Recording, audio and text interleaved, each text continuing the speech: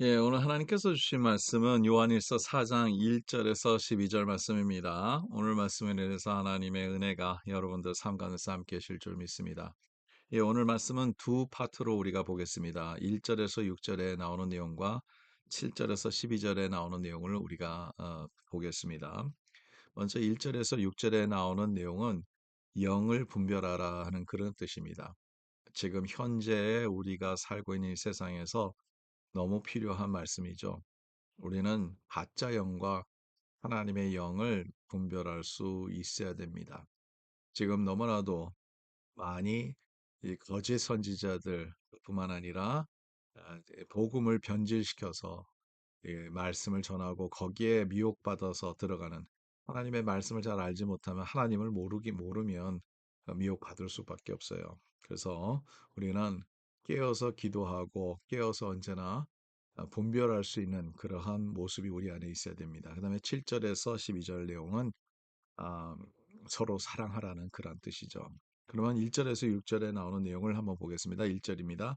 사랑하는 자들아, 영을 다 믿지 말고 오직 영들이 하나님께 속하였나 분별하라.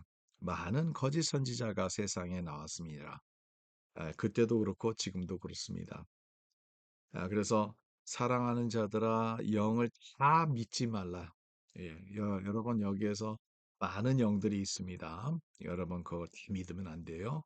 그리고 오직 영들이 하나님께 속하였나 분별하라. 하나님 앞에 속한 영인지 아닌지 우리가 분별해야 됩니다. 근데 이런 말씀 우리가 들으면 우리가 어떻게 분별할 수 있습니까? 분별 못하니까 이런 문제가 있는 거 아니겠습니까? 분별 못하니까 거기에 미혹에 빠지고 분별 못하니까 그들이 그쪽으로 들어가는 거 아니겠습니까?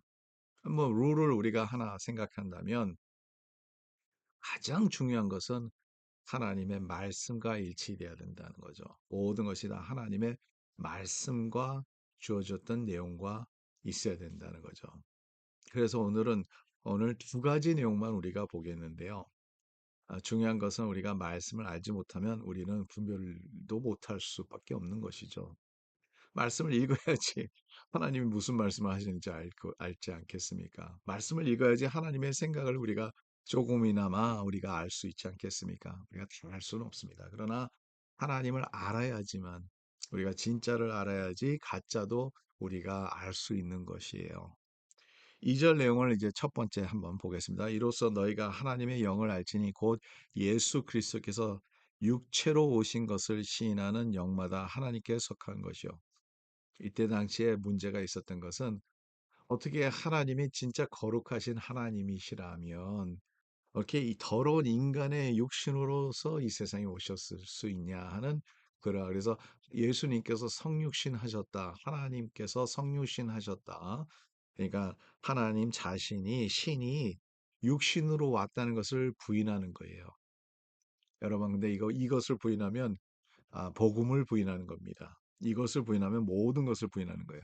먼저 예수님이 이 세상에 오셨는 것은 물론 우리의 똑같은 육신을 입고 오셨지만 성령으로 잉태되어 오셔서 죄로 인해서 이 세상에 오신 것이 아니라 성령으로 잉태돼서 완전한 인간이지만 완전한 하나님이셨다는 거죠.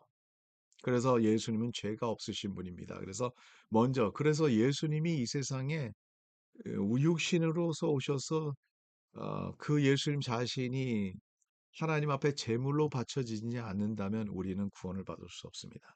그래서 이게 하나님의 영을 우리가 분별할 수 있어야 되는데, 예수님이 성육신 되지 않았다고 말하는 그 자체가 이건 하나님의 영이 아니라는 거죠. 그래서 예수를 시인하지 아니하는 영마다 하나님께 속한 것이 아니니 이것이 곧 적 그리스도의 영이니라 오리라 할 말을 너희가 들었거니와 지금 벌써 세상에 있느니라. 이 적그리스도의 영이 세상에 있다는 거죠. 두 번째로는 5절 내용을 한번 보겠습니다. 그들은 세상에 속한 고로 세상에 속한 말을 하매 세상이 그들의 말을 들으니라.